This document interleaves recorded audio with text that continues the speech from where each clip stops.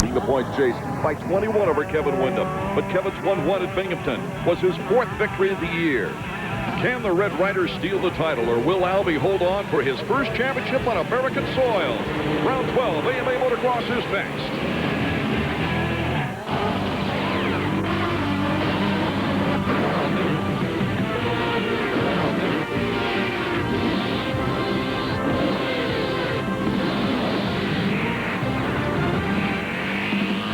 Hello, everyone. Art Ekman, David Bailey, and Davey Combs from Delmont, Pennsylvania, Steel City Raceway for the final round of the AMA Motocross season.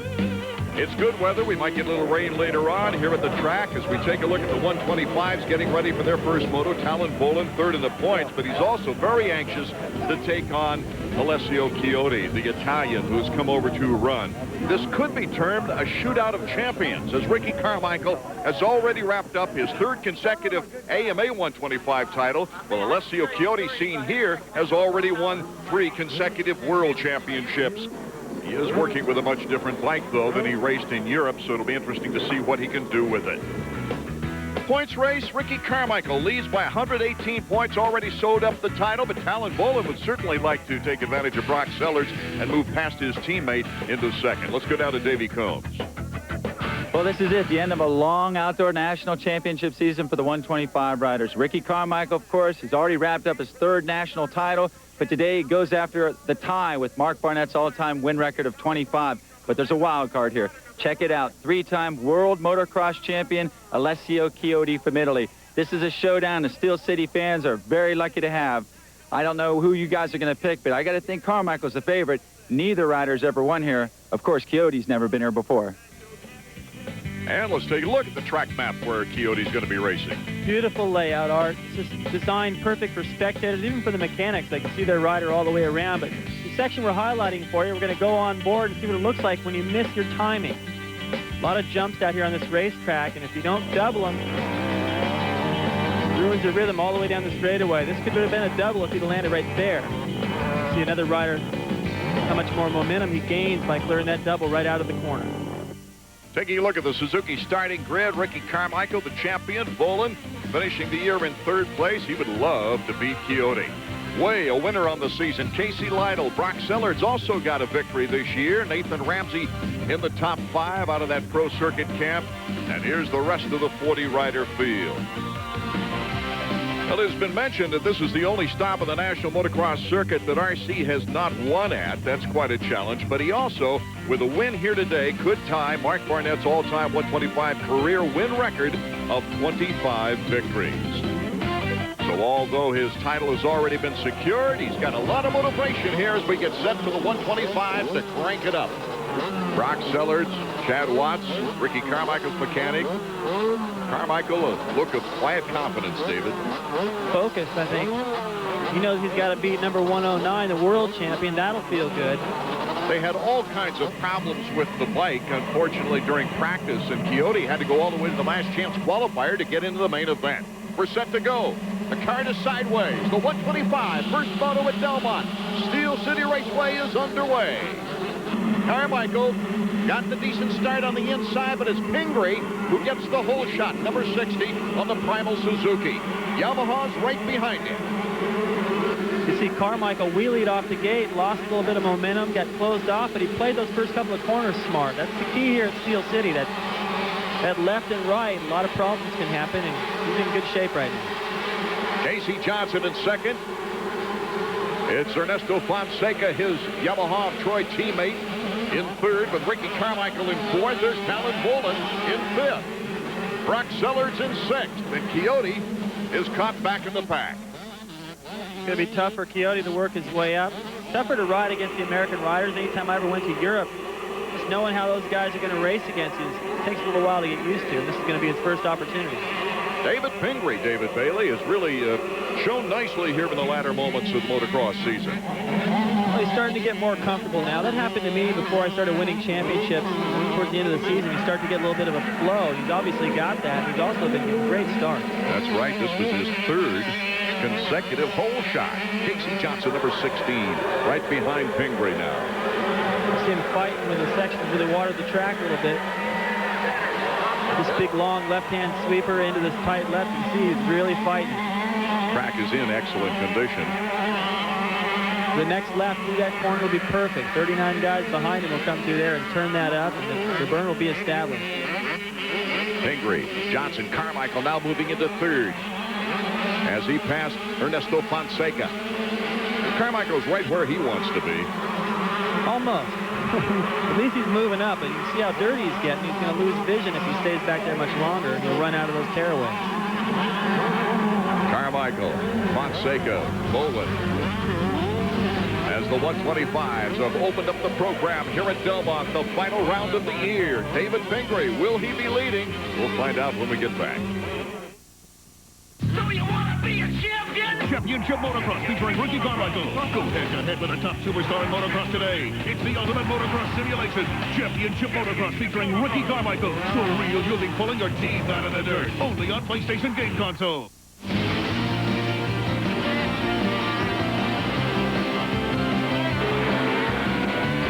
AMA Motocross is brought to you by Honda Motorcycles and the 1999 Honda Race Team. Honda, ride red. And by Championship Motocross featuring Ricky Carmichael. So real you'll be picking your teeth out of the dirt for the PlayStation game console. Now available wherever video games are sold. Back to the action here in our opening moto for 125s. David Pingree is our leader. Casey Johnson in second place is starting to apply a little pressure right now. So is Carmichael in third. Real opportunity for these guys to get out there and just try to catch Carmichael a little bit off guard, even though I still know he's motivated today. As soon as you have that title, you start to ride a little bit differently usually. These guys are taking it to him right now. Does it surprise you that Carmichael's never won here? Carmichael trying for the inside as Casey Johnson takes the lead. Bar to bar we go with Pingree. Pingree wants it back. Casey Johnson to the inside. He's got it, David. Side by side down that hill. It doesn't get any better than that. Casey Johnson's made his move. Ricky looks like he's about to make one as well. On the inside, he's got the clear shot on the jump to get by Pingree and put some heat now on Casey Johnson. So all kinds of position changes here in the early going of our opening moto. Casey Johnson, the leader for the first time in the race. But Ricky Carmichael and Pingree in that order, and Ernesto Fonseca trailing in fourth. We can really see from this shot how high speed it is out here at Delmont. The balance it takes to get into those ruts exactly on your line is critical. Carmichael here just realizing that because they watered the track, everyone was fading wide. He kind of guessed and took the inside line, and it worked perfect. The next target for RC is Casey Johnson. Johnson twice has recorded second-place motos this year, but he's been hampered with a bad back injury that took him out of some races mid-season. He's trying to get back up to par here. Looks back. Ricky Carmichael says, I'm coming through. And Ricky has an easy time of it, really. That's just unbelievable. I mean, Johnson went through there about as fast as he feels like he can go. Ricky just had something extra. I mean, look at him go. He's just wide open using every inch of the racetrack. Ricky Carmichael looking good in the 125. He's not going to go to the Budds Creek 250 GP round. He's going to practice for the Motocross Nations. Let's go down to Davey Combs. Chad, a pretty inspired start for Ricky here in the first moto. You got the championship already, but Coyote being here, does that add something for Ricky? Not necessarily. I mean, it is nice to have the world champ here. He's a great rider, so it's a little more incentive to do great. And also, if we could win this, we've never won at Steel City. It's the only track we've never won at. And it'd be nice to tie old Barnett. Do you think this is the kind of track he likes, the soil conditions tacky like this? Yeah, this track's in excellent shape right now. There's traction and there's different lines. One of the finest mechanics in the business, I think. He's done a wonderful job with Ricky Carmichael, David. I think they relate well to each other, and he's done a pretty good job of keeping him motivated always. Even if it seems like there isn't any motivation, they seem to be able to find somewhere to keep him on track. Because the way he does best is when he's most aggressive. The Frenchman for Yamaha of Troy, Stefan Roncada, number 22, is now hounding Bolin, number 711. Roncada's come on very strong in the latter portions of the races. He's been hampered by injuries all year. Bolin in back of Ernesto Fonseca, number 100. So he's in a Yamaha of Troy sandwich right now. This timing through here is critical. You can see it before they start this section. They're jumping over one of the main line double jumps. Not everyone is able to do that. Used to be able to only do it on a 250. Now the 125s have so much horsepower and torque out of the corner, and these guys have gotten so skilled at getting that clutch feather just right. They get out over and make better timing. In the last 3 races, Ron Cotta has really looked well. In fact, let's go back 4 races. 2nd place at Troy, 4th at Washougal, 2nd at Millville, and a 3rd overall in the last race at Binghamton. Bolin pushing it to the limit up through the switchbacks, up and down the hill, getting a little out of shape, but still not losing much time. A little bit out of his rhythm. There he is again. You can see him just stick the front wheel in the wrong spot. He's been doing that all through these corners. Hopefully that'll start to smooth out during the race. That's going to make it a little easier. A.C. Johnson has gone down, so David Pingree now will move into 2nd place. Pingree looking to re-sign with Bramble Suzuki. Hasn't done it yet, though, but he has more performances like this. They'll certainly want him back. It is Pingree in 2nd, Fonseca in 3rd, Bolin in 4th, and Ron Cotta in 5th. Now it's really just become a race for 2nd. I mean, these guys are basically chasing Pingree like he's the leader right now because Carmichael's just checked out. Look at those little tiny berms at the bottom of these off-camber corners. You got to come down the hill with so much speed and balance and find that line that's 4 inches wide and try to get in it. If you can get your bike locked in and get back on the power, it's a huge time saver, but it takes incredible focus for 30 minutes. Ron Cotta passing Bolin. So Stefan Ron Cotta, number 22. His next target is his own teammate, Fonseca. Jason McCormick, number 36, at the caboose of that freight train. Coming off a 7th overall, a 7.5 at the Millville race. Ron Cotta starting to pick it up as well towards the end of the season. He and Pingree both been, I don't know, eating the same food or something because these guys have really got it going. Both anxious to prove themselves coming off injuries, David. We'll be right back with more 125 action from Delmont in a moment. Welcome back to Steel City Raceway. It's the final AMA Motocross round of the year. Ricky Carmichael is simply checked out here in the first moto. He's looking for his 9th win of the season and is back in that dominating style after having a little stretch of poor starts and going down, hitting the dirt a few times. I'm glad to see him work through it. That just shows that he is going to master whatever you put in front of him. Whatever challenge is there, it may take him a few weeks, but it seems like he's able to overcome everything. Sellards moving up to 6th. Look at Alessio Chiotti. After a bad start, is already up to 7th place. That's the only mistake I've seen Carmichael make all day. His front wheel went over that berm a little bit just because somebody destroyed it, and it still didn't lose much time. Just a clear track. Looks like he's just out there in practice all by himself. Really a lonely ride. Whereas Alessio Chiotti has number 27, Brock Sellards, in front of him as a target. Usually you watch the Europeans and there's a whole Euro thing. There's just the style is different. When you watch Alessio, it looks like an American rider. It looks like Pingree or somebody. Yeah, it looks like he studied tapes of the American riders, doesn't it? Yeah. Chiotti, of course, one of the headliners of a very fine Italian team going to the Motocross of Nations in Brazil. They'll be one of the favorites when they get there. Alessio had to really work through a lot of problems to win his 3rd consecutive title in that GP circuit. All 3 championships were very difficult. This year he had a clutch problem in the middle of the season that cost him 20 points, and it was difficult to come back from that. Alessio really enjoyed his experience in the Supercross Wars earlier this year and would like to return to the United States to ride full-time. He would love to come over into America and try to capture an AMA Supercross title or a National Outdoor title. It's going to be tough, but he'd love to do it. He'd like to do it next year. You know, David Bailey, with no doubles in GP racing, I think the guy's got incredible timing. Well, it certainly helped him to come over here and ride the Supercross season and early on, and I think probably got out and was able to ride with a few other guys on some of the test tracks. He didn't go in there completely blind. That's helping him now. Passed by Ferracci. Wants to put a motocross, supercross team together for next year, and they want him to headline it and then pick up one younger American rider. There's the Ferracci plan. It's exciting to see Husqvarna back in the sport. I mean, when I was growing up, Husky was it. They were like Team Honda. Alessio Chiodi. Oh! Chiodi takes a tough ball, but just bounces right back up. Shakes his head, goes back to the fight. That goes back to that balance I was saying, Art. You got to find that 4-inch wide line. His front wheel drifted just over it, started to wash out and high side. So a tough break for the 3-time 125 World GP champion. Watch his front wheel right here, just out over the berm a little bit, starts to wash out. And it's one of those that just completely catches me by surprise. His chin hit the crossbar. Gave him a little nudge, shakes it off. I don't know, I didn't expect that to happen, but that's just how quick this track can bite. He's a tough kid as well as an outstanding racer. Ernesto Fonseca's feeling the heat from Roncada right now, his teammate.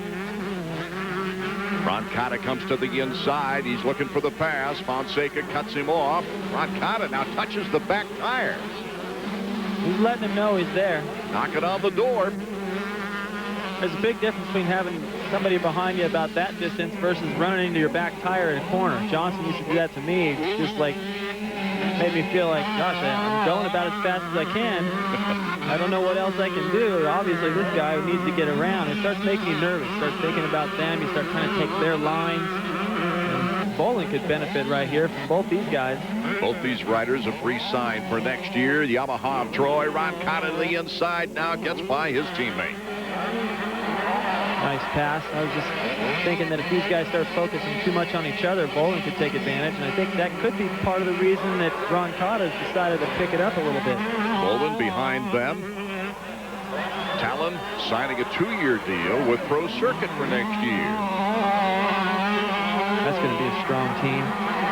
Nick Way starting to find his rhythm. The #1 plate on Ramsey and Shea Bentley, who we haven't got to see very much, but I know he's quick. I think it's interesting to have a veteran like Talon Bolin with all the youngsters that Pro Circuit has signed. Carmichael is way out in front. Pingree in second, Roncada now in third. We'll be right back.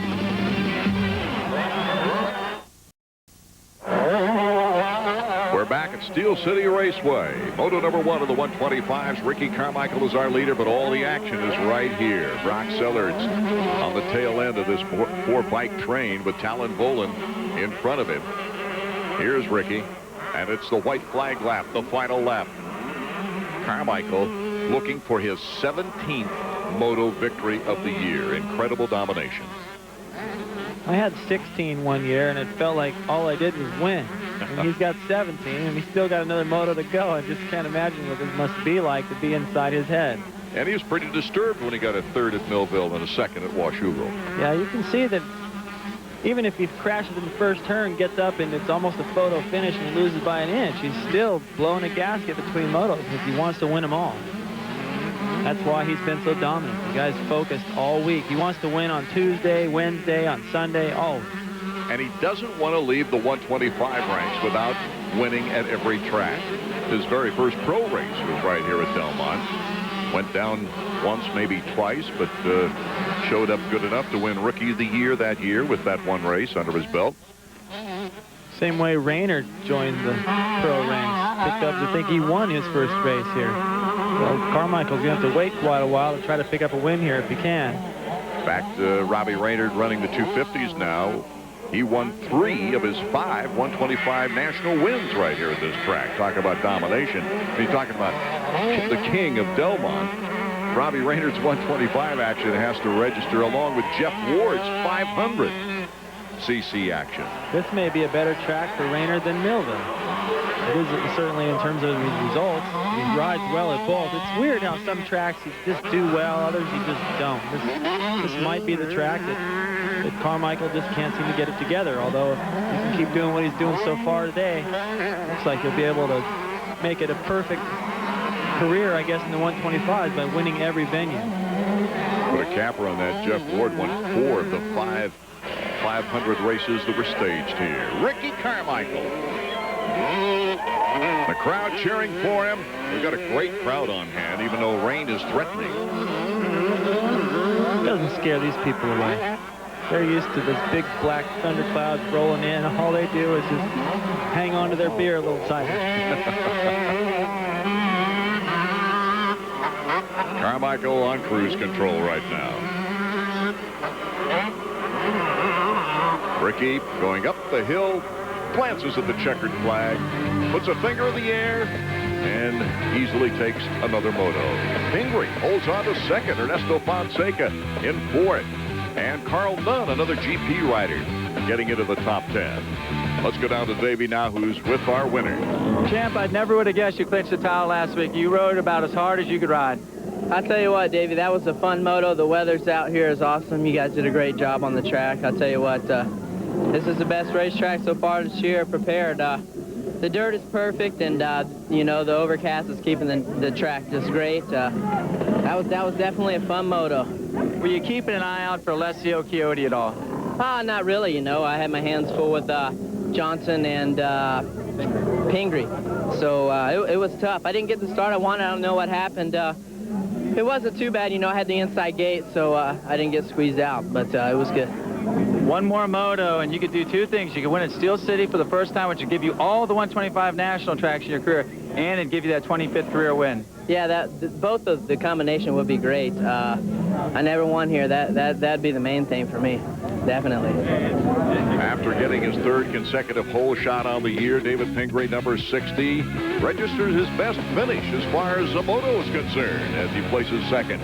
Let's return now to Davey Combs down in the winners area. All right, Ping, way to go. Another good moto. Man, what's gotten into you here at the end of the season? It's just, you know, it's a matter of building confidence, Davey. You know, every time I get an injury, it knocks me down, and it takes me a few races to build it back up. You know, just like the end of the Supercross season when I picked it back up and won one.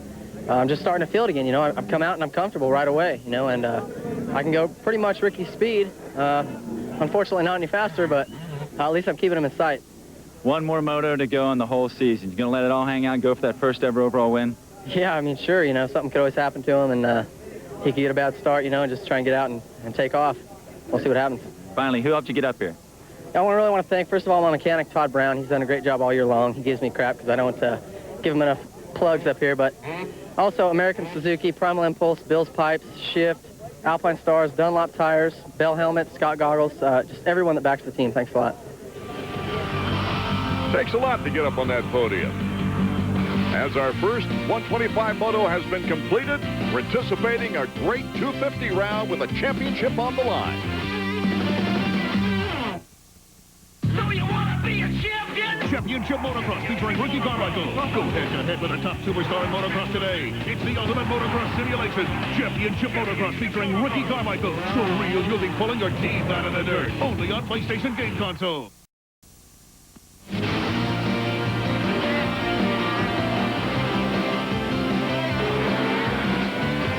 AMA Motocross is brought to you by Suzuki, makers of innovative motorcycles and ATVs. See the incredible new 1999s at your dealer now. Welcome back as we get set for the drive to the championship in the 250s in our final round. Greg Albertyn with a 21-point lead. He needs to score 30 points to win the championship. He's only not scored 30 points one time, and that was in the opener at Glen Helen, where he got 27 points. He's averaged a little less than a fourth-place finish in the previous 22 motos. If Windham should sweep today, Greg, get his average in Moto 1, he'd need only a 9th-place finish for the title. But Kevin Windham says it's not over. Let's go down to Davey. Well, the rain's starting to fall here right before the start of the first 250 moto at Steel City, the last national of the year. Behind me, Greg Albertyn awaits his date with destiny. Guys, he's about 4 years behind schedule, but he's on track, 21 points away from his first AMA National Championship. You know he's got a lot of pressure, but hey, you don't win 3 world championships being nervous. Albertyn needs only 5 more points than Windham to take the title. Doug Henry's last race before he retires. We take a look at the starting grid. Albertyn and LaRocco. LaRocco looks like he might finish in 3rd for the 2nd consecutive year. The rest of the starting grid for the 250s. Dowd, Coquetta, Caton, Ferry, Lamson, Reynard, Voss, Wallace. Damon Huffman trying to be impressive so that he can regain some kind of contract. Albertyn really concentrating more on his performance and focusing on this race than figuring out what it will take to win his first AMA title. But he certainly fought through a lot of frustrations, David Bailey. He's had collarbone after collarbone after setback. all kinds of things. And plus me talking about how he couldn't stay off the ground in the early going. So he's gotten all that sorted out and really turned into an impressive rider out there that a lot of people fear every moto they line up next to him. Kevin Windham hoping for a chain to break or that voodoo curse to work. And we go down the line to Mike LaRocco looking for a good final performance of the year. Ezra Lusk. You know, he's just had a crappy week after crappy week. I wouldn't be surprised to see him close out the season with a perfect score, win both motos. He's got to be tired of the way things have been going. He certainly has the talent to win. No points at Washougal, 9th and then a 10th place finish before coming into this final round. So the 250s are getting set for their first moto of the day in the last round of the year. The board going sideways now, so that gate will drop at any moment. Let's check out Albertyn on the left, Windham right next to a little elbow in there on the inside. A good position as John Dowd gets the credit for the hole shot, number 6. Dowdy out in front. Larry Ward moves into second place. Caton on the Suzuki in third. That's a big surprise, getting by Ezra Lusk in the corner. And Albertyn right there by Lusk. He's got his teammate Larry Ward to help him out here in case it should come to that. But right now, I don't think he needs any help. He's ahead of Windham. John Dowd, his last race with Team Yamaha before becoming a teammate of Larry Ward's right behind him. Ward, his last race on Team Suzuki. They're both going to Kawasaki to join RC. Ricky Carmichael in the 250 ranks next year. A little surprised Lusk come out in better shape. He went into the first corner. It looked like he kind of had the hole shot. Dowd had the inside on him, but it seemed like he could have held down second. Whoa! Dowdy not preferring to push Ward off the track. He could have very easily there. And Larry Ward moves into the lead. That was beautiful. You usually see all the passes through that corner being made on the inside. Ward just laid it over, used the outside bank, doubled through there, and picked up the lead. That's got to feel good right now. Anytime you can lead the first lap of a national, the crowd's going wild, you get to pull a tear off, have clear vision. You're the guy in control. Track conditions are great. It's getting overcast, the wind picking up a bit. Maybe the rain's on the way. Larry Ward is our leader with John Dowd right there in second place. Caton, number 63, is having problems holding on to third.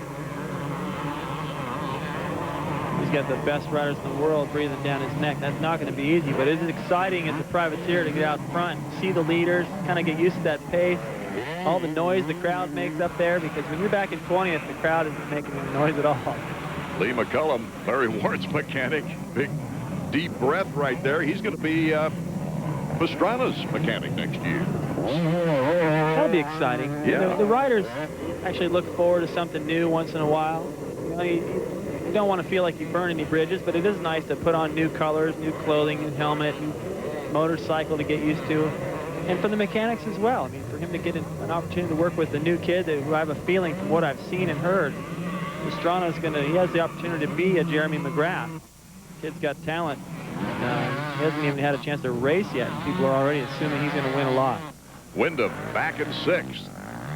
As Greg Albertyn, there you see Windham number 14. And Greg Albertyn, he wants to stay ahead of Windham. The battle for third is on. Caton slips back as Albertyn slips through. Got to be a good feeling for Albertyn right now, knowing he got a decent start. Kind of overshoots those berms right there. It looks like he might have done that on purpose to give himself a better line into the next corner.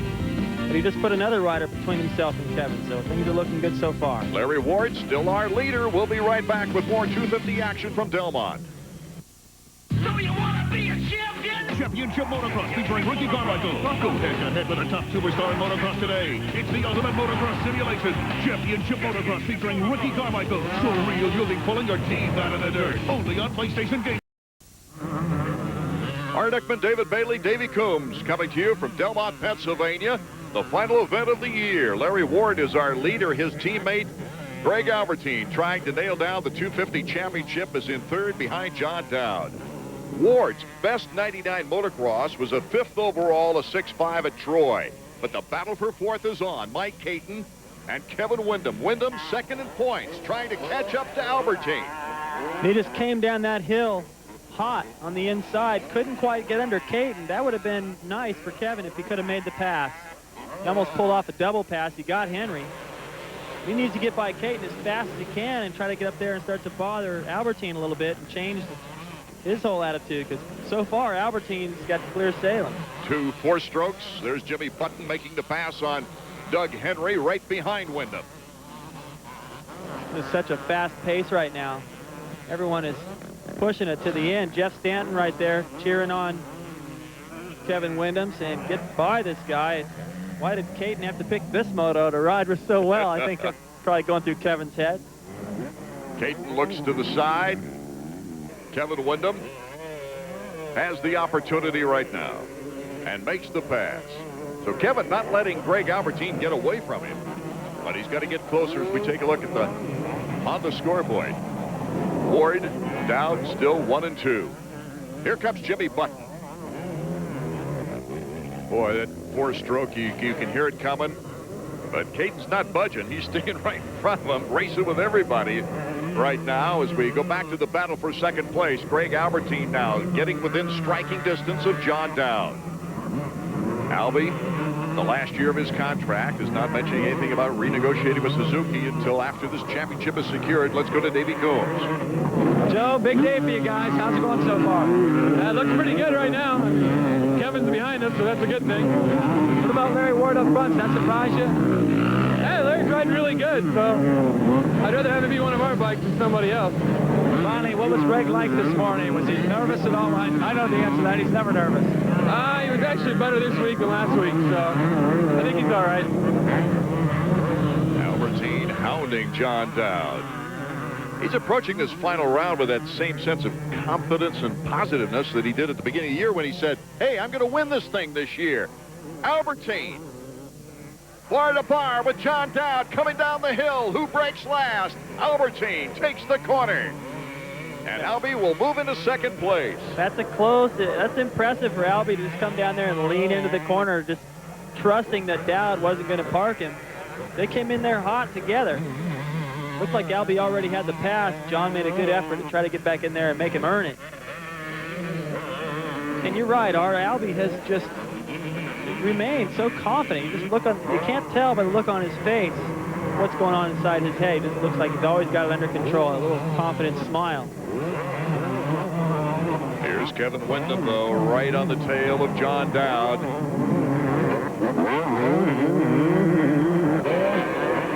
Windham. Wow, jumps all the way out to the flat. He's not worried about trying to time the backside of that plateau, just whatever's fastest. Comes a little bit short on that one. Dowdy hanging in there pretty well. I don't think Kevin cares about how pretty he's riding right now. It's just a matter of staying with Albertyn's pace, trying to move around Dowd, and then get into the lead if he can, and try to make this title go down to the final moto, not have it decided here. He's had an outstanding year. He's the winningest rider with 4 victories and has more hole shots than anyone else this year. He has 6 moto wins, and right now he's working hard to move into 3rd place. Well, you get the idea right there that Brian Ferry's trying to get Dowd to run the pace of these guys, but you got to understand the motivation of Albertyn and even more motivation, I would think, from Kevin right now. Their pace is probably just a little bit above what it usually is, and Dowd's doing about all he can, but if there's anywhere he's slow a little bit, it's in the corners, and Ferry's trying to let him know. Dowd, his best performance is 2nd at Southwick, but he's had all kinds of injury problems, and that all started during the Supercross season when he had that shoulder injury coming out of Daytona. Put him way behind on the motocross season, and then also it just hasn't healed that quickly. He's been bothered with it throughout almost the entire motocross season. Jimmy Button now with the 4-stroke and that power and the grip, dealing with the 2-stroke of John Dowd. Yeah, going back to the 125 moto, we just watched Pingree having to come back from injuries and building that confidence. Dowd's in the same position. Button got his very first moto win and very first overall win at Washougal, and after that he's had second-place finishes in the last 2 races. Let's go down to Davey Coombs, who's with his mechanic. Brian, Jimmy didn't get the usual good start. You guys begin late in the year, but he's moving up well. Well, he got a little bit of wheel spin off the start. There was a little bit of a pileup in the first turn. We started around 10th. He's coming up through the pack. He's in 4th right now. We'll just have to see how it pans out. Our leader still Larry Ward with Greg Albertyn, the teammates. 1-2 out in front. Here's Doug Henry and Ezra Lusk. Lusk with all kinds of bad luck and problems here in the late going of the season, and Doug Henry goes down. What a break for Ezra this time. He just slipped out. Another one of those berms I talked about. You just have to find exactly the right line. Stay right in it perfect, trying to get that clutch back straight. Some guys run it a little bit loose so they can bend it back easier, but I don't know. I kind of like to run mine tight and not fall. Ward, Albertyn, Windham, our top 3. We'll be right back with more 250 action in a moment.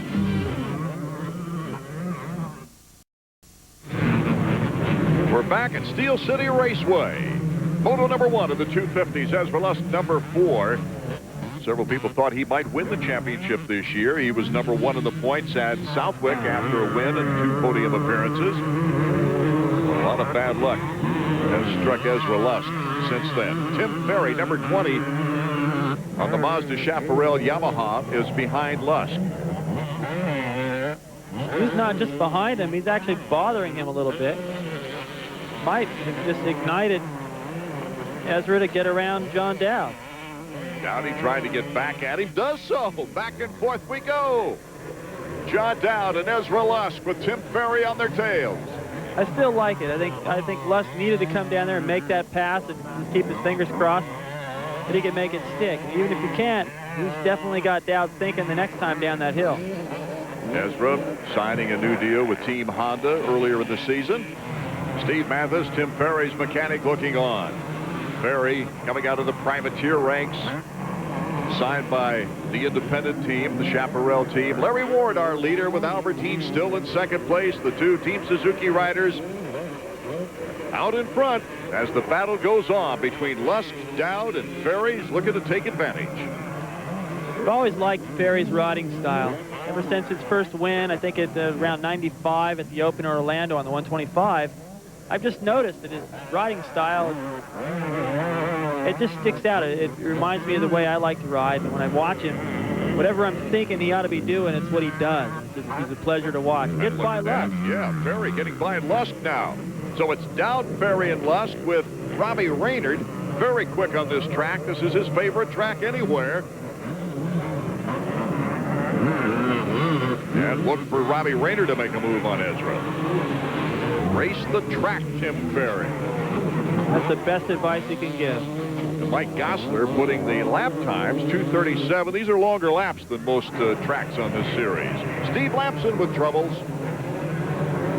He's had a tough year all year long. Looking maybe toward Arena Cross or maybe the Japanese National Circuit for next year. Well, that looks like it's a problem with Steve, not the motorcycle. It sure does, David. He's trying to shake it off right now. Recover to maybe get back onto the track. Medical personnel right there on hand. Here's our leader. And Albertyn in second place. Larry Ward and Greg Albertyn. And do you suppose Larry Ward will be appreciative of the fact that Team Suzuki gave him a second chance at a factory ride, which is very unusual? I think we're about to find out. I think I know where you're going with that. Yeah. Yeah, I'm sure he is, and he understands what's going on right now. He's had as much as a 8-second lead. He looks back at Albertyn as if to say, take it over, partner. Well, that's smart, because the 5 points that Albee needed over Windham, Ward just gave him. 3 points from first to second, 2 more from second to third, rather. So that'll be the 5 points and the title if things stay the way they are. Watch Ward looks over, takes the outside line, go for it. Doesn't necessarily do it in some sneaky section in the back to make it look cool. No, he's going to do it right in front of everybody. Relax and breathe. The instructions for Greg Albertyn on his way to his very first AMA title. Let's go down to Davey. Joe, a little bit of quick math. Right now, the way it stands, you guys win the national championship. Albee first, Ward second, Windham third. Yeah, we got 3 more laps left. Kevin ain't going to quit, so I can't say nothing until checkered flag drops. How do you feel right now? I feel better than I did earlier today, that's for sure. Greg's comfortable, so I feel good. Actually, David, Larry Ward has an important assignment right now. He's got to stay up there in second place. Yeah, I'm sure Albertyn really appreciates the help that he's gotten from Larry so far this season, and he does just what happened that past lap. But if Windham's able to get around him, I think he's going to go over there and have a word with him. That'll mess things up. But he's got a pretty good cushion right now that with the lap rider coming over the jump next. They got quite a bit of room. This is the 7th straight year that Delmont has been the last race of the season, but it's the first time in at least 3 years that the title has been decided here. If that indeed is the case, let's go down to Davey Combs. Hi, Roger. You're about 3 laps away. How do you feel? Feel pretty good, as good as you can feel in this situation. You know, it's a motorsport, so you never know until it's finished. But things could not look better now. Did you have words with Robbie Reynard and Larry Ward before the moto and just think about Greg if he was out there? Yeah, I asked him, you know, not to be in the way, and you know, I don't expect anybody to ride dirty, and that's both from outside and from the other side. And up to now, things are going good, so I hope it's another 7 minutes like this.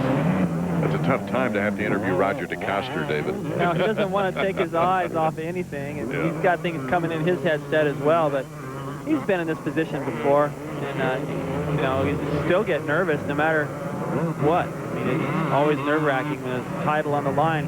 He's been trying so hard for a number of years at Suzuki to get his title back. He's finally done it. That win at Millville, giving Greg a 35-point lead with 2 races to go, was a big one. Our Suzuki trivia question: when was the last time that Suzuki won a 250 national championship? The answer when we return. So you want to be a champion? Championship Motocross featuring Ricky Carmichael. Go head-to-head with a top superstar in motocross today. It's the ultimate motocross simulation. Championship Motocross featuring Ricky Carmichael. So real you'll be pulling your teeth out of the dirt. Only on PlayStation Game Console.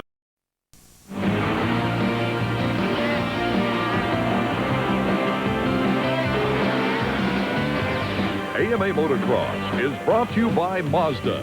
Mazda, get in, be moved.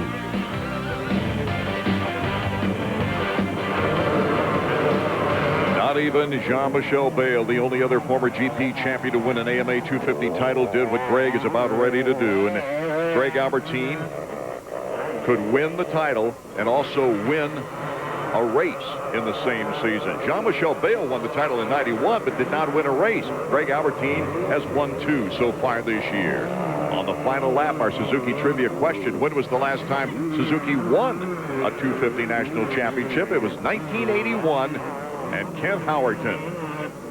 So indeed, quite an honor for this young man who's tried so hard in his 5-some seasons in the United States to regain a championship place. Cried. Greg's wife, do you think she's kind of just a little bit excited? Yeah, I'm pretty sure she's excited, nervous. Probably thinking of all that shopping I can do. Oh, now, come on. That's what my wife would be thinking. No, it's nerve-wracking for him. You don't have any control over what's going on. Sometimes you're better off being the rider. At least you have some control. Believe it or not, David, this is the 5th time in the 90s a rider who took 2nd place one year will have won the title the very next year. Did you tell Kevin Windham that yet? Not yet. Okay, that'll make him feel better. But he's got a good shot at it, the way he's ridden this year. Jimmy Button now starting to put some pressure on Windham. He has been bothering him this whole time. Kevin Carmichael and his dad behind him, they're all watching. Carmichael's good friends with Larry Ward. I think that'll be a good mixture over there at Kawasaki next year. Ricky already knows what it feels like to be in Greg's shoes. After so many years of not having a title, what do you think it means to the Suzuki personnel, not only in America, but also Japan? Everything. And that's what they do. That's why they spend money. That's why they hire these guys. It all comes down to winning championships and selling motorcycles. Jeff Stanton giving him a thumbs up. And right now you got a big pat on the back for Roger DeCoster for turning this program around and getting more support for next year and ensuing years from the factory in Japan. The checkers for Albee. Ward's holding off Windham barely.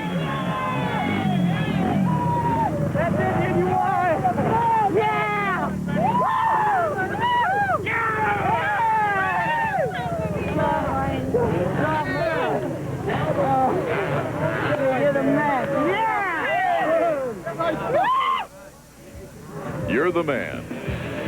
Well, right now, Greg Albertyn's the man, I think, as he has taken this first moto and the championship of the 250s in AMA national action. Ward in second, Windham in third. Let's go down to Davey. Well, Greg, finally it's happened. Before I even ask you any questions, I want to give the microphone to the AMA's Duke Finch. Greg, hard fought, well-deserved. Took you a little longer than you planned on, but on behalf of the AMA, congratulations. Thank you very much. Thank you. Stay right there, guys. You need a shot with him. All right, Greg, let me ask you a question. Did you know that the moto would turn out that way? Did you have any idea that Larry Ward would get out there and help you? You needed a win, but you needed Windham to get third, and it happened. Well, Larry's been the best teammate I could really ask for. You know, every time I've needed a push, and he's helped me out, and, you know, I really got to give him all the thanks. But first and foremost, I got to give Jesus Christ all the glory, all the honor, and all the praise, you know, and thank you for this, Lord. All of the Suzuki brass are here. Your old mechanic, Ian's here. Your new wife, Amy. This has to be a great feeling. It's an awesome feeling, you know. I've waited so long for this, and just to all the fans who have stuck by me, you know, through the hard times, and when they didn't think I was going to do it, they still supported me, and I really appreciate that. Congratulations, champ. The pressures of high expectations mixed with frustrating failures over several years now lifted. As we go back down to Davey, and the man of the hour now is Larry Ward. Well, Larry, beside us, Greg Albertyn's getting all the accolades of a national champion. I got to say, it looked to me like you took one for the team. Well, you know, I was having fun out there. I don't know why everything was clicking so good for me out there. First motos I've been struggling, but I got a decent start, and I felt like I was riding a comfortable pace and pulling away. I felt really good, but you know, there's always second moto, and that was a lot of fun. And Greg and Roger, the whole team has been so good to me the last 2 years. You know, it's no big deal. After a horrible season's opener, Kevin Windham fought back all season long to become a contender. Let's go right back down to Davey. Well, Kevin, gave it all you had in that moto, but it looks like the Suzuki's just got away in the beginning. Yeah, I definitely wasn't riding quite like I did in practice. You know, I was kind of a little nervous, and I don't know. I mean, Greg and those guys were riding great, and I just tried to get in after. I rode good, but those guys were riding really good up there, and you know, Greg had his visions focused in on what he had to do, and he did a good job. My hats go off to Albertyn. 125's coming up next. Moto 2 action. Can Ricky Carmichael sweep it? And time, Mark Burnett's record? We'll be right back to find out. So you want to be a champion? Championship Motocross featuring Ricky Carmichael. Go head-to-head with a top superstar in motocross today. It's the ultimate motocross simulation. Championship Motocross featuring Ricky Carmichael. So real you'll be pulling your teeth out of the dirt. Only on PlayStation Games.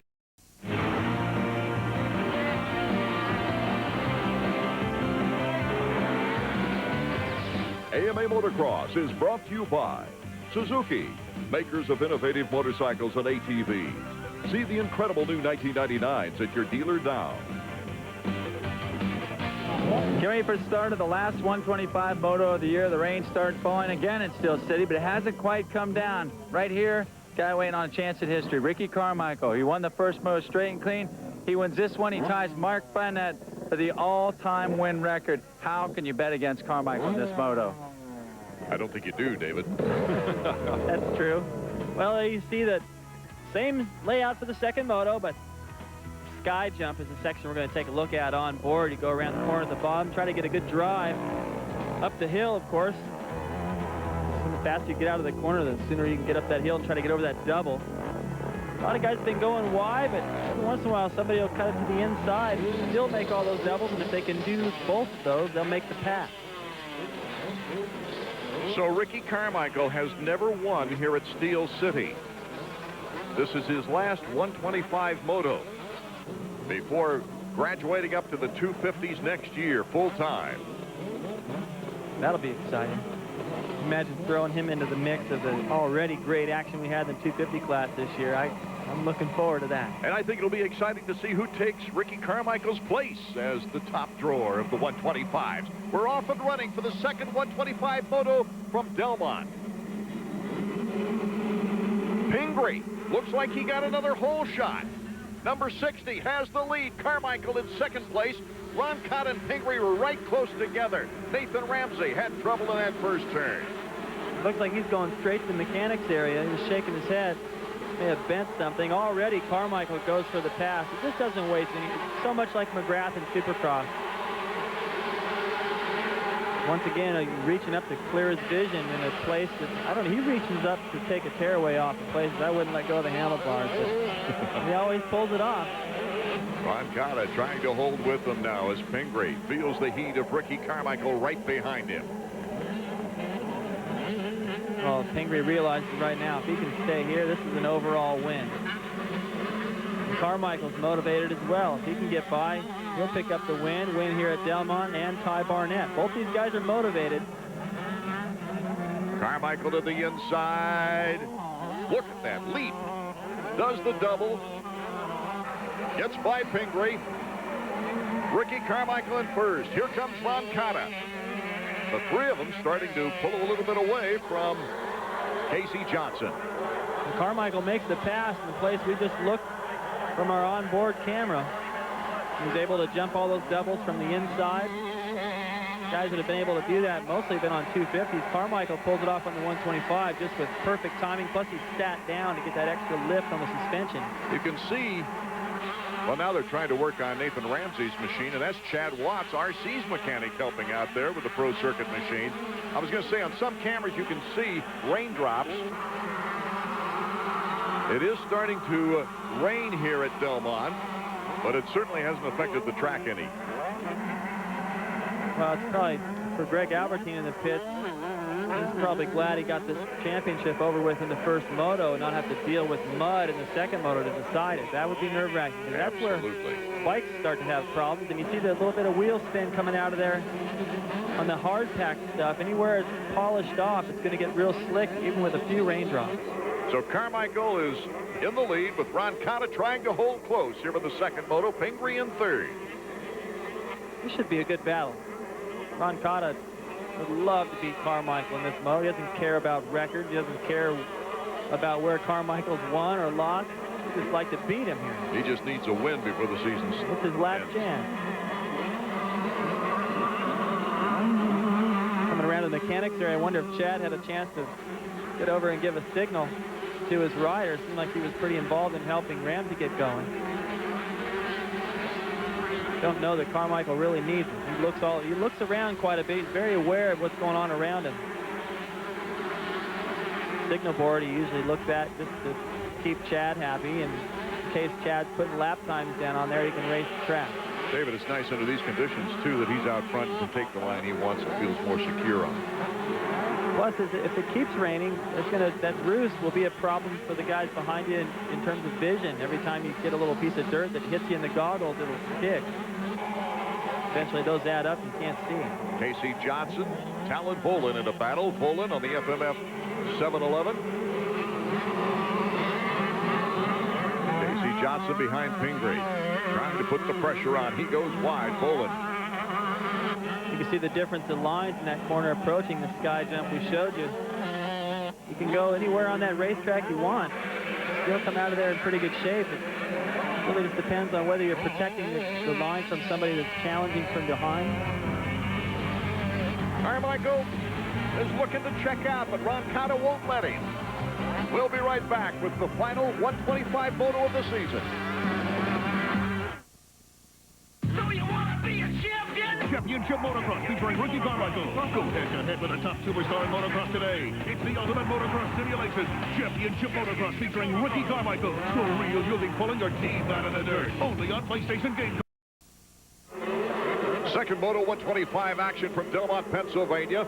Our leader, Ricky Carmichael, Roncada in second. This is the battle for third. Pingree, along with Casey Johnson and Talon Bolin. Casey giving him a look. Pingree trying to get back up there and get another great moto finish. Perhaps round out with his best overall. He's got a lot of pressure right now with Casey right there. Bolin pressing them both. You see Bolin reaching up just off to the side there to clear his vision a little bit. So that is starting to become a little bit of a problem, especially since he's following two bikes. Pingree with his best moto finish of the year in the opening moto, a second place after the whole shot. He's trying to hold on to third right now. Bolin is not waiting for Casey Johnson to make a move, really. Casey, though, slick move. Wow, it's great racing. Bolin came down and pushed Casey so hard, he ended up making the pass on Pingree. I don't know if he really meant to do that. But that worked out pretty good, and there goes Bolin. Bolin to the inside. Just Pingree shut the door on the corner. See what he does down here. This is the corner I talked about, where he can run all the way inside, all the way outside. He beat him to the corner, so he gets to take whatever line he wanted. Bolin does a little dirt track action there, sliding on the slippery turf. There's Jessamine right behind these guys in a pretty fine ride. Brandon Jessamine showing some potential. If you can just keep the pace of these three guys battling, you're doing something right out there. He's actually been able to close slightly. As you can say, the number is 67 for Jessamine. Rolling over the big doubles. Gets it down just on the downside. That gets tough to do lap after lap. Sometimes you get in there, you have to time that. If you jump too far, you land out on the flat. The suspension goes through quite a bit, and you can't get into the corner as nice. These guys time it and land it exactly on the downside. That's when they can start their braking for the corner. With the domination of Ricky Carmichael all season long, it's been refreshing to have a Talon Bolin on hand. Energetic, never gives up. A little bit wild if he needs to be. Yeah, I really, especially the way the Supercross season went for him, with this one problem after another, I thought, well, I don't look at that line. Just, yeah, I think I'll just go here. It's just tractor marks. But it's actually being able to find traction there. We're in the groove. It's a little bit more polished off, like I was saying, and it's slick. I just didn't expect him to do so well outdoors. I know that was where his expertise was. That's kind of like Tortelli, and he surprised me in that opener of the year when he passed Carmichael. Well, he really had to get his timing back after being in the GP so long as far as jumps are concerned. Well, I'm pretty sure he's got used to that. He's seen more jumps this year than he's seen probably in his last 3 or 4 years. Very happy to be able to stay in the United States for 2 more seasons, at least, now that he's re-upped with Pro Circuit. Ricky Carmichael starts our Suzuki stopwatch, almost a 4-second lead on Roncada, so he's starting to pull away just a little bit on number 22 as we go all the way back to 3rd. That gives you an idea how fast Carmichael and Roncada are going. Almost 20 seconds on Casey Johnson and Bolin. They're pushing each other, so just slightly off the pace. And quite a pack of riders there battling for 3rd. Jessamine still in that battle. He's got Carl Nunn, the European, applying a little bit of pressure to him. There you see him 9:55. What a fine ride that Carl Nunn has put in his first American race. He's come over, I think, for the GPs. He's a GP rider anyway in the 125s, but he had a 9th place finish in the opening moto. Got a chance for a pretty fine overall finish here as we take a look at Casey Johnson. Nice momentum through that corner. Comes down the hill on the outside or his left and just sweeps all the way through there, right back on the power. Corner speed here is important, especially some of these off-cammers and when they head back up the hill. Let me correct myself. Carl Nunn got an 8th in that first moto. That was in front of Casey Johnson. And here is our leader, Ricky Carmichael. Look at him go to work in all those Supercross sections. Puts the bike exactly where he wants it. Hard on the power before the bike even touches the ground. He's already wide open. That rear tire is just waiting to hit something and start going. It's that section that Ricky Carmichael just went through that makes me think that Mr. Dunn has a future in Supercross, maybe. The Englishman holding in there pretty well in this American motocross. This track is a really nice blend of Supercross, outdoor, off-camber, fast, tricky, with an uphill start. And you can see the whole thing from the spectator standpoint. Wow, that's the kind of stuff that can come up and bite you. We saw Chiotti go down in the first moto, or Chiotti rather, and same kind of thing. You just hit something, get a little bit offline, and it can send you down. That time Ricky was just on top of it enough to save it. Remember that race he went cartwheeling last year in first place, got up and still won the race? We can do it all. Round 12, drawing near a close. We'll be right back. Check out a checkered flag. We're back in Delmont, Pennsylvania for the final round of 125 action in the final moto of the year. Our leader, Ricky Carmichael. Carmichael is just checked out. Stefan Roncada in second place, unable to keep up with him. Another great performance by Ricky Carmichael. Looking to tie Mark Burnett's all-time career 125 mark. Let's go down to Davey Coombs with Duke Finch of the AMA. This 125 motor winds down. You're watching Team USA's entry, Ricky Carmichael, for the 1999 Motocross of Nations, win yet another race. And Duke Finch right here with the AMA. Duke, how do you feel about our team going to Brazil? I think we got a good, strong team. I mean, Ricky's record stands for itself. Kevin Windham's won the most motos of anybody this year, and Mike LaRocco is just a bulldog. He'll go fight for us. I know that it's been a long time since America won, since 1996, actually. Can you guys bring that plate back? I think so. The track down there, from what I understand, has got a few more jumps than what most of the European tracks have got. Even though it's going out doubles, there should be some stuff that we can make our guys go good on. Good luck.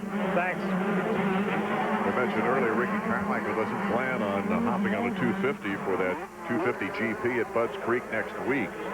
He wants to be primed and ready for the 125s in Brazil. And from the sound of things, it sounds like that track will really be right up the Americans' alley. You know, I hate to think of it, really, but it's kind of been the talk in the past since we have lost that title, is that the Americans' chances are usually equated with how many jumps are on the track or if it's going to rain or not. But I think this year we've got it covered. Kevin Windham and LaRocco both ride well in circumstances that don't require Supercross technique. So does Carmichael, and Kevin and LaRocco both ride excellent in the mud. So our chances look great this year. We're looking at Talon Bolin right now. And right behind him is Casey Johnson. Johnson, after going down, trying to get back up into the fray. Starting to copy Bolin's line right there, coming out of that inside. Cuts off quite a bit of racetrack, gets it set up for the double. Pingree's still hanging. Jessman's still there. That's a good pack. They're really not able to get in and dice with one another, but one mistake and it'll get close. Carl Nunn also in that mix. At the tail end of it anyway, as we take a look at Ron Cotta in second place. And that was exactly those little mistakes like that. Those are the kinds of things that are dropping him off the pace of Carmichael. Brock Sellers taking the long walk back to the pits in a very disappointing ending to the season for Brock. You know what, though? Having a national win under his belt now is that's a great feeling. I mean, he's got to be disappointed on the day. He'd like to probably win one more, but it's been a pretty good season for him. And with Carmichael out of it next year, he really could be the guy that steps up and wins it all. 6 podiums, including his victory at Washougal with a 1-3. Brock Sellers, one of the many we look forward to seeing in action.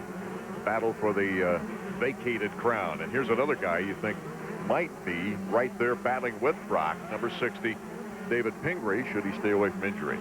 I'll never forget the time we were in the press room in San Diego. Just had said hello to him. Hey, how's it going? Oh, everything's great. He was carrying his helmet, headed out on the track. A few minutes later, I learned that he'd crashed, broken his leg, twisted everything. It was ACL. Yeah, it was a lot of problems for him to have to come back from. And forget the fact that he's pretty young, a lot of talent.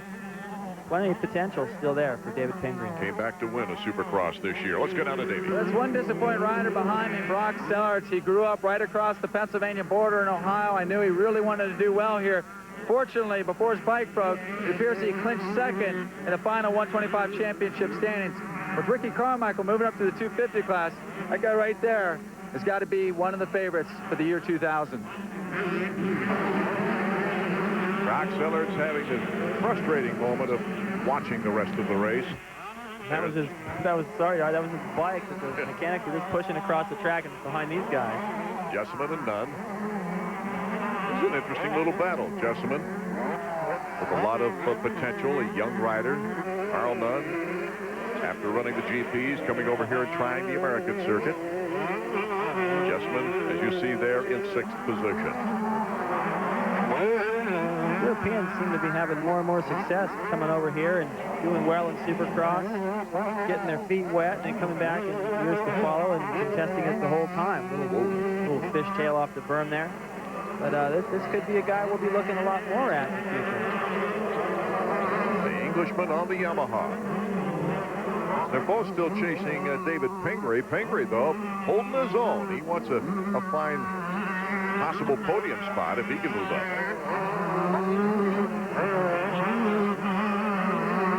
Davey Coombs making his way over the mechanics area. Let's go to Davey. As the 125 moto winds down, I want you to check this out. That's Doug Henry and his wife Stacy getting ready for the last moto of Doug's career. The sport of motocross and supercross is going to miss these two more than I could probably explain right here. And a lot of people are going to miss a good friend when Doug decides to go home to Connecticut.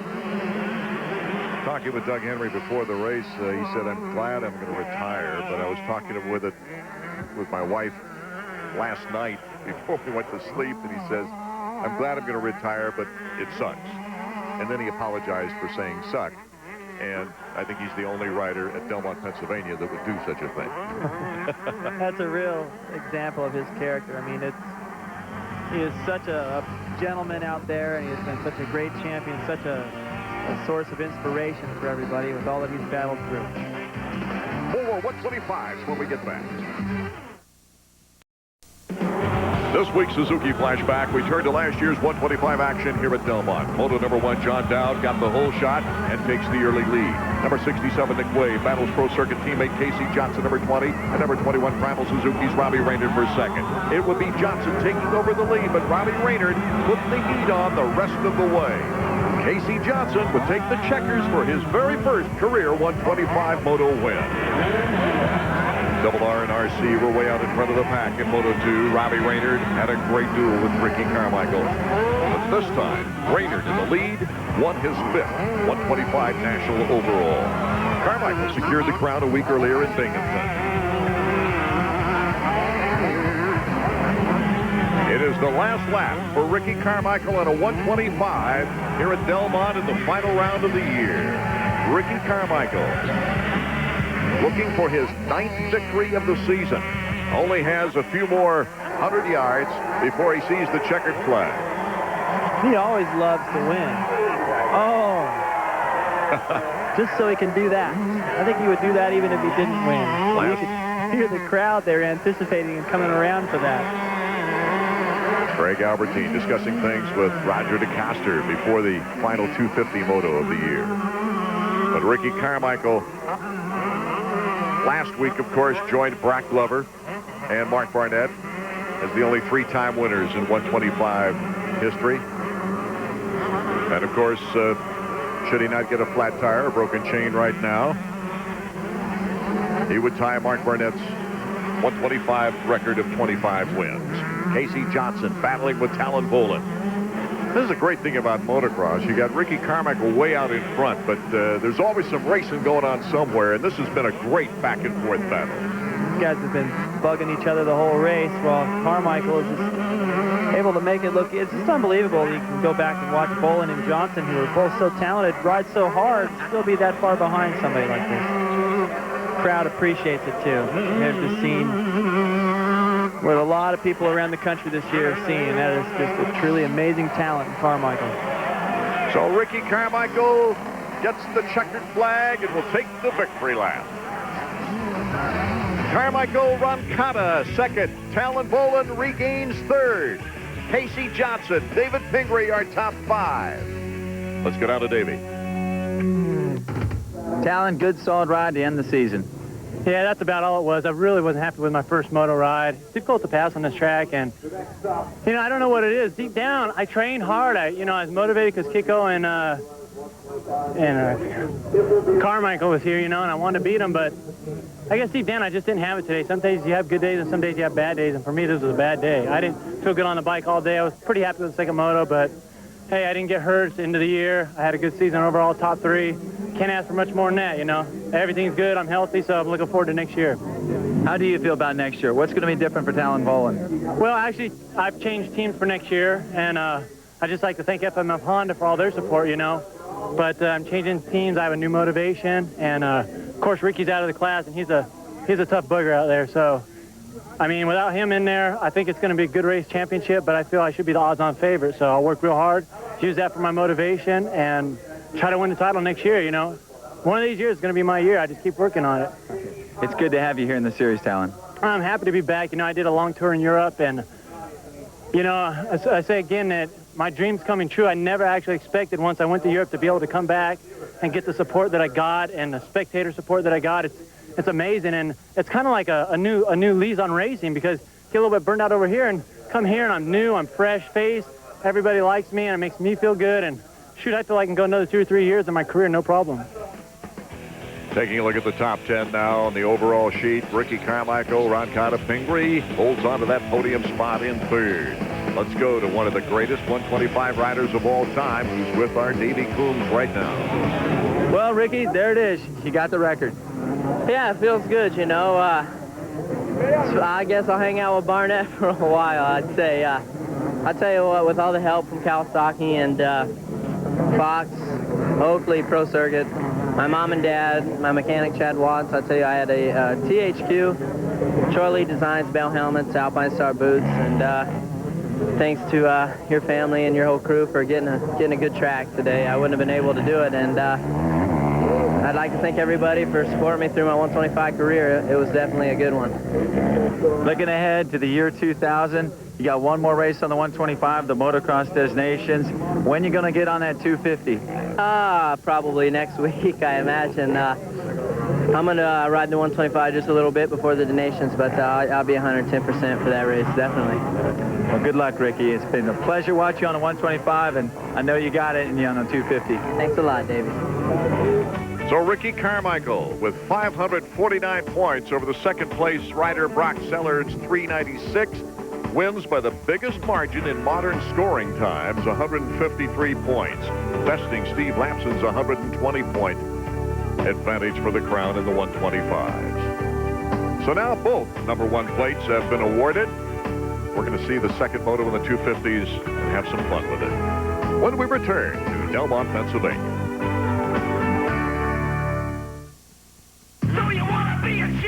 Championship Motocross featuring Ricky Carmichael. Go head-to-head with a top superstar in motocross today. It's the ultimate motocross simulation. Championship Motocross featuring Ricky Carmichael. So real you'll be pulling your teeth out of the dirt. Only on PlayStation Games. This week's Honda riding tip, the mind. What it goes through in a full season of motocross and supercross. Mikel Pichon here battling at the opener with Sebastien Tortelli. A former winner here, Pichon had to give way to Tortelli, the world champion coming over here. Not expecting to make a splash in the Supercross, but knowing he had the pressure on him to win the outdoors. And he started off with a sweep at round 1. It was all working perfect for Tortelli, holding the points lead until this collision with Doug Henry in the second moto at Unadilla cost him a broken wrist and the points lead.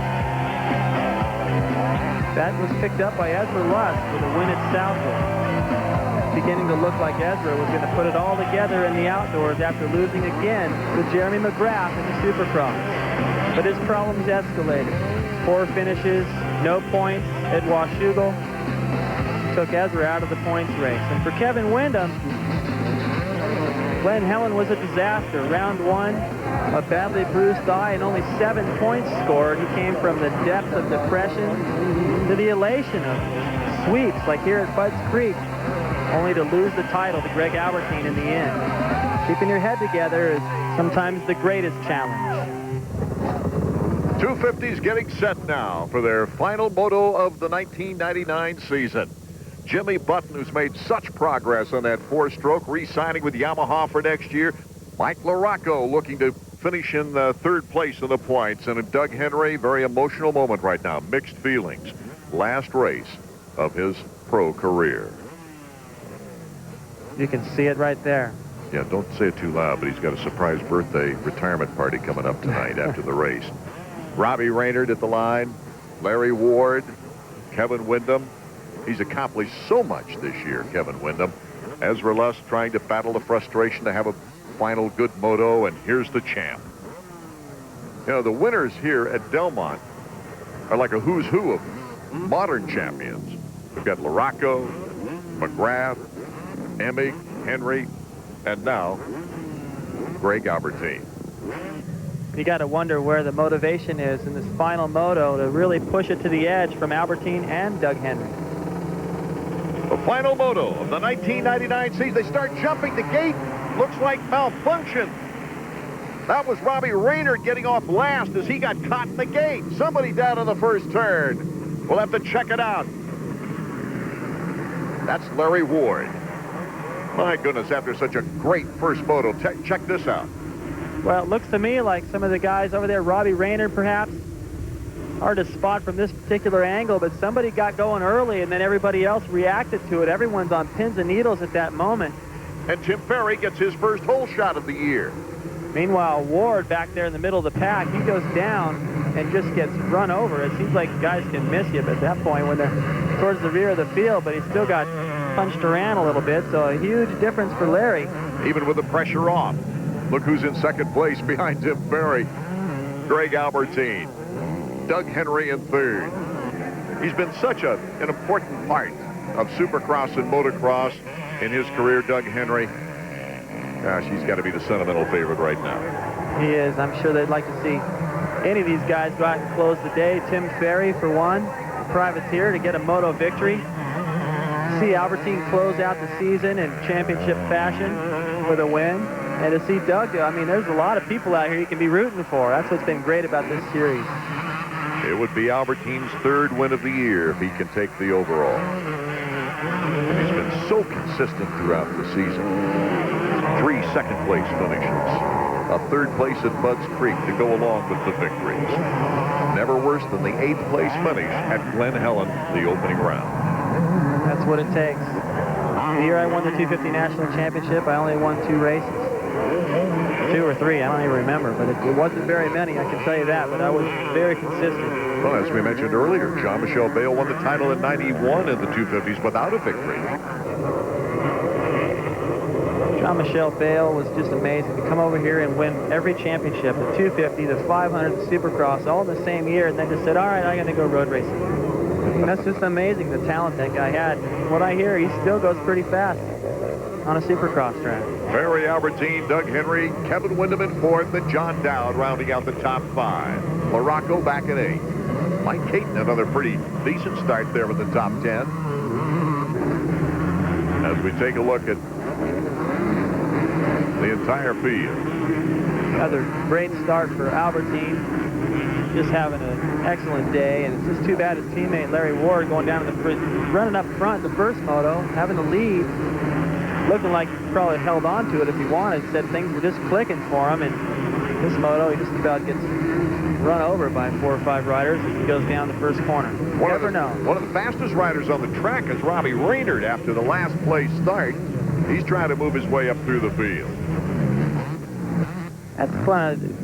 If we could think of a nickname for Robbie, it would be something to do with having to come from behind and pick riders off through the pack at a fast pace. We'll have to work on that for next year. Yeah, he's a little bit like LaRocco has been over the years, in that he just always seems to be coming from behind. And of course, this is his favorite track, as we mentioned before. Albertyn would love to go out with a moto victory right now, side by side with Ferry. Ferry the inside, and here goes Albertyn cutting to the inside. That move surprised me at that point, but now Albertyn takes the lead. He just planned that out a little bit better. He forced Ferry to go down to that corner so hard he had to drift wide after the berm and sort of make a little S-turn out of it, where Albee came down, was able to come from the outside, square the corner off, and get much more speed as they approach these jumps. No problem for the pass. So Albertyn takes the lead here in the final moto of the season. We'll be right back with more 250 action from Delmont in a moment. So you want to be a champion? Championship Motocross featuring Ricky Carmichael. Go head-to-head with a top superstar in motocross today. It's the ultimate motocross simulation. Championship Motocross featuring Ricky Carmichael. So real you'll be pulling your teeth out of the dirt. Only on PlayStation game console. Art Ekman, David Bailey, Davey Coombs back at Delmont, Pennsylvania, Steel City Raceway. We've had an exciting afternoon already as we see Doug Henry and Kevin Windham battling for 3rd place. Henry in his final race of his career. Windham just starting what looks like a great championship career ahead of him. Looked like he had an inside line up there on Doug. Doug knew it well, cut over, closed it off. Whoa. Talk about acceleration in that corner. Great move by Kevin Windham. My goodness. And that puts Henry back in 4th. Let's go to Davey. Steve, Tim finally got that start you've been hoping for the whole time, and so far he's proven he can hold on to it. Yeah, I know. It's been all year, and when you wait till the last moto to do it, but yeah, hopefully he can stay strong. You got Windham right behind you. You got to know that Windham wants to prove a point to Albertyn. Tim going right along with him, kind of caught in the crossfires. It's a good thing for you guys. Yeah, definitely it is. It's going to help push him. Plus, Timmy wants to prove to these guys, too, that he can hang with him, so hopefully he can. 3 times Ferry has finished 6th overall. But he's on his way right now of his best overall performance of the year. He is in the middle.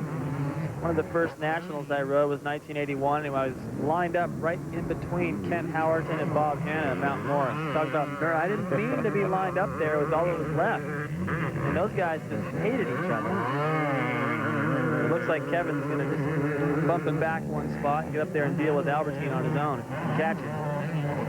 Kevin Windham, a great deal of pride. Understand Kevin's been a house guest of Jeff Stanton's lately. That's always good if you can spend some time with somebody like Stanton who has all that experience, just to hang out and talk. And they don't even have to go riding or training. Just being around Jeff, little things rub off. Now, be serious. You don't think that he's not having a workout if he goes to Stanton's place? I'm sure he is. He's too tired to talk. I'll bet Stanton is putting him through boot camp. Mel Harris, American Suzuki, the head guy. Boy, he's got to be feeling great right about now. Greg Albertyn out in front has already secured the title in the first moto here today. I think those guys could be smiling even if it was Greg that went down in the first corner of this moto. What's Mel? It's got to head to Greg's house with a checkbook now. Got to re-sign it. They'll do what they can to hold on to Greg. They sure will. And, of course, that would be the sentimental favorite for Greg, would be to sign up once again for Suzuki. He came over here because Roger DeCoster convinced him to do so. He went through a lot of tough years as that program developed. Ezra Lusk testing the inside on Doug Henry. Great line. It doesn't matter where Doug Henry's going to finish here today. The crowd will be just as appreciative as if he'd win the championship. He's just enjoying being up there in the mix, putting in a good ride. You know, he's not going to go out there and ride around slow. He's going to get out there and make a good effort of it. He's doing the same thing I think any of us would do. Go out there and try not to get any scuffle with anybody. And just try to be as aggressive as possible. And if it feels a little bit uncomfortable, maybe just back off a little bit. LaRocco behind Henry now with the number 3 plate. 2:32. The lap times are coming down. That's 5 seconds faster than what I remember seeing the first moto. Time to take a break from the action. Albertyn first, Windham second, Ferry third. But look at number 9. Robbie Reynard has passed 31 riders. Welcome back as we check out the battle for 6th. Mike LaRocco putting heat on Doug Henry. Out in front, Greg Albertyn in our second moto. If you tuned in late, Ricky Carmichael tied Barnett's record in the 125s with a victory. And Greg Albertyn in the first moto for the 250s secured the crown. And Mike LaRocco made it look pretty easy. That was beautiful. He came out of the corner and really pitched the back end down, set himself up for that next little short shoot, squared him up. It's been a very popular place to pass. You heard Talon Bolin talk about how it's tough to pass out here. I kind of agree. There's a lot of off-cameras and one-line situations, but you got to have yourself in position for the places where you can make the pass. And right there, LaRocco did it perfect. Ezra Lusk in 5th, and he'll get some heat from LaRocco as LaRocco wants as many points as possible to end this year. There's John Dowd behind Henry. It's hard to believe they can get tires to hook up on that surface. Those guys all just roll over that bump and then accelerate to jump that next double, and the ground is just polished. He's still able to hook up right there and just go from 10 miles an hour to 40 in order to jump 35 feet across the top onto that tabletop. Albertyn, our leader. It's going to be interesting his next race. He's going to join the GP 250 round there at Budds Creek, the final 250 GP round of the season, with all his old buddies from all around the world. And of course, it's been 5 years since he participated in that particular series. Probably like to show those guys, okay, now look how fast I am. Let's go to Davey. Joe, it looks like Greg got over like winning the whole championship thing a few minutes ago. He wants to put an exclamation point on now. Yeah, he won the first moto. He wants to win the second one just to prove it. How was the mood between motos? Were you guys stoked? Yeah, relaxed, a little less tension now, so just go out and race. Let me ask you a question. What are you guys doing next year? I don't know. Just hopefully come back out and do the same thing. At least you got #1 plate to wear. That's right. Thanks. Albee's mechanic Joe Maurer, and of course a great deal of credit for Albertyn's performance throughout the years has to go to Ian Harrison, his longtime mechanic, who Roger DeCoster has taken in the in-shop for research and development, who's doing a great job. All those guys are going to be so happy. As soon as somebody wins on the bike, the whole team, the morale goes up a couple of notches. They know that they have the bike. They've got a #1 plate over there. They've got Pastrana joining the team. He looks like he's going to be a hot prospect. And, yeah, things are really starting to look up. I mean, in 1981, when Kent Howerton won the championship, Suzuki was the bike, that full floater, super lightweight bike. I remember one time they came out at Mount Morris, as a matter of fact, with tarps covering the bike. They didn't want anyone to see that full floater that they came out with. They were definitely the dominant force, and it looks like they're starting to get that back. Jimmy Button, number 10, is looking to secure his 4th podium in the last 4 races. He's starting to put the heat on Tim Ferry for 3rd place and makes the pass and gives him a face full of dirt. Kind of used the lapped rider a little bit to his advantage. Could have been there. Ferry wasn't really sure how to cover that. Kind of catch-22. If you go wide, you give him all. Oh, Ferry comes right back. What a move. Oh, this is great. Yeah, Ferry came in a little bit wide. He was going to try to square it. He was trying to get a little bit free of that lapped rider. And Button just snuck right in there and took it. But then Button bobbles a little bit right there, gets over the main line in the berm. Ferry just makes a beeline right for the good berm, cuts him right back off. So a great move by Tim Ferry puts him back into 3rd place. Albertyn is still our leader. We will return in a moment. Art Ekman, David Bailey, and Davey Coombs. His time is running out in the 1999 motocross season. Greg Albertyn crowned our 250 champion, and this is the lone remaining battle right now as Robbie Reynard has done an incredible job getting out of the gate last. He got hung up at the gate, and now he's in a battle for 8th place with John Dowd, number 6. That's an impressive ride. If anybody, any of these spectators out here happen to just notice that, they have got to be pulling for him to move up as far as he can. Here comes Button again. Makes that inside work on Ferry. So Button moves into 3rd. That would put him on the podium. Ferry really charging down that hill hard. Jumps a little bit farther down there, lands in a braking bump. He's pushing it as hard as he can. He wants that podium for the 2nd moto. He's going to have to fight Button for it. And that's not going to be easy because Button is just on a roll lately. Look at here. Reynard up the hill on John Dowd. Cuts him off. Robbie Reynard moves into 8th place. Look how beautiful. Reynard went around that corner just perfect. Feet on the pegs, laid over the doubles. Timing was just right. Can he get the 7th now with Doug Henry in front of him? Well, this is an incredible ride by Robbie. It's always important to go out and give it 100%, but I've had some of these rides, and you just hate to sort of waste one on a 7th place finish if that's what he can get up to and hang on to. You'd sort of like to have those be 1st or 2nd, or at least a battle for the lead when you come from that far behind. It is the last race of the year. It won't go unnoticed. Robbie will be participating in the 250 GP next week at Budds Creek. And here's Greg Albertyn. Oh, he's got to be feeling great inside. There's going to be a big party tonight. He's got the title, probably the overall, the final round, a couple of moto wins, just to put an exclamation point on everything. He's been confident the whole time. I wasn't absolutely sure looking at the talent lined up for this 250 class this year, but he has proved it. Came right out before the first race of the year, said, I'm going to win it all. A lot of people said that was lip service, especially after his frustrations of the 4 previous seasons. But he believed in himself. He had faith in himself, faith in the machine and the program, and that's obvious. There's Kevin trying to close the gap a little bit, but it wouldn't matter in the overall, and it certainly wouldn't matter for the title. This is just one of those races where you just come on, just give me the white flag. It already hurts bad enough. Well, Kevin is a classy guy, and he's learned so much this year, David.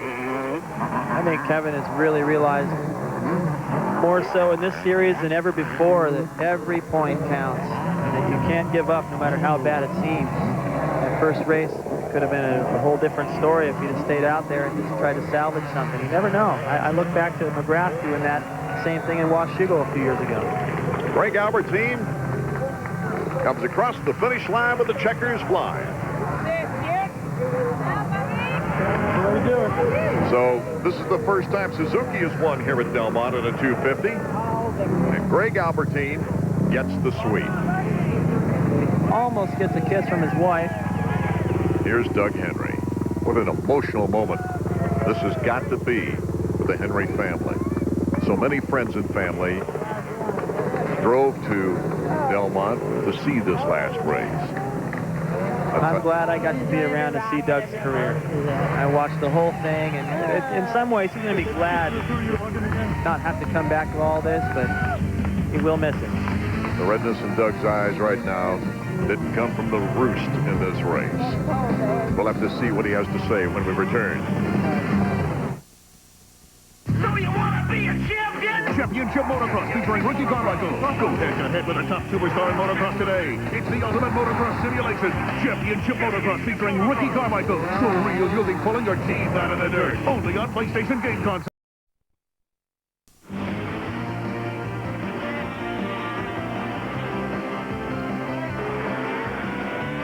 AMA Motocross is brought to you by Honda Motorcycles and the 1999 Honda Race Team. Honda, ride red. And by Championship Motocross featuring Ricky Carmichael.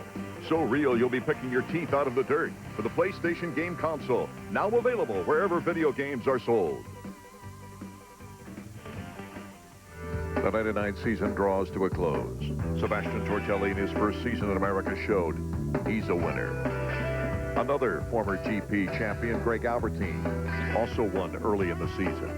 Ezra Lusk made things exciting, taking over the points lead at Southwick, and Mike LaRocco, number 3, gained his first national win since 1996. Jimmy Button became the season's second first-time winner, and Kevin Windham, he was the winningest rider in 1999 with 4 victories. But in the end, it was a 3-time world champion proudly showing off his number 1 plate. Greg Albertyn winning Moto 2 with Windham in second, Button in third. Robbie Reynard, after getting off the gate in last place, all the way to 7th. Let's go to Davey. During all the years you've been here, a lot of times big crashes, you had problems here and there. Did you ever lose faith, or did you ever lose hope that you could pull this off, accomplish this championship? Well, a few times I had some doubts, but you know what? I mean, a real champion is a guy who fights back, and I hope I've proved to everyone that I am a worthy champion. See you next year at the number 1 plate. Thanks, I can't wait. For Albertyn, his 7th moto win of the year, his 2nd sweep of the year. Kevin Windham in second, Jimmy Button getting that podium. But a big story, of course, is Doug Henry. Back to Davey.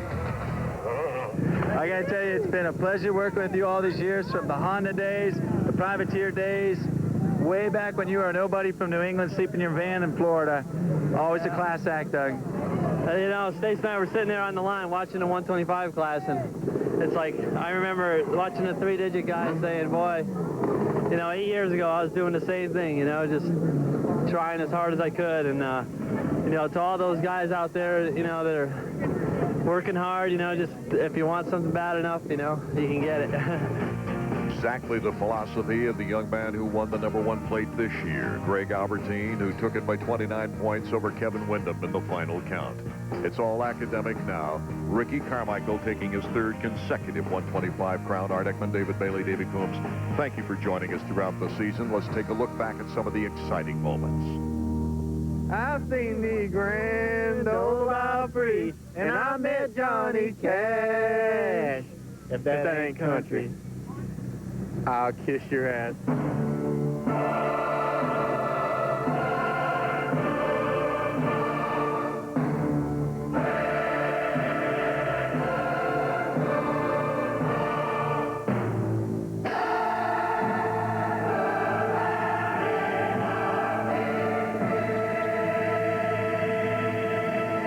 We're off, and our first qualifying heat of the year is underway. We've got a 1-2 battle on the last lap. Casey Johnson with a little rub on his teammate.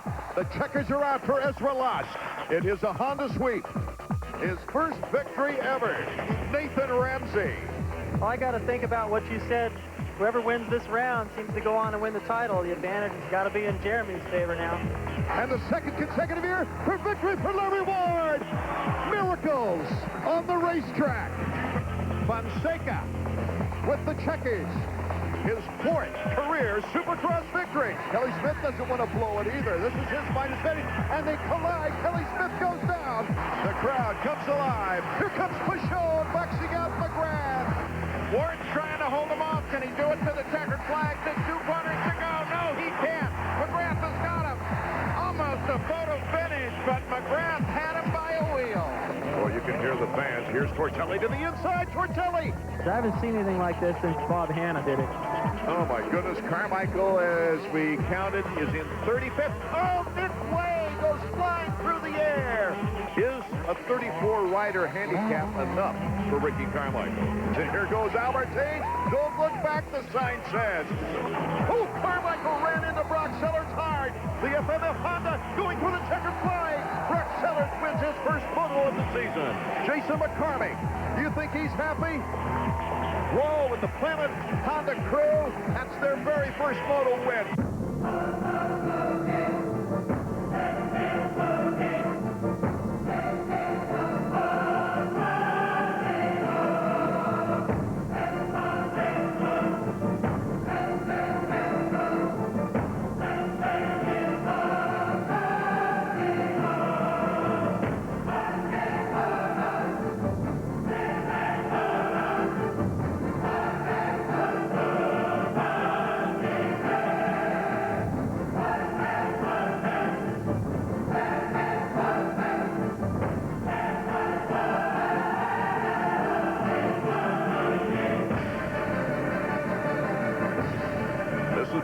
Of ESPN, the worldwide leader in sports. For more information, log on to ESPN.com. Part of Go Network. Go.com.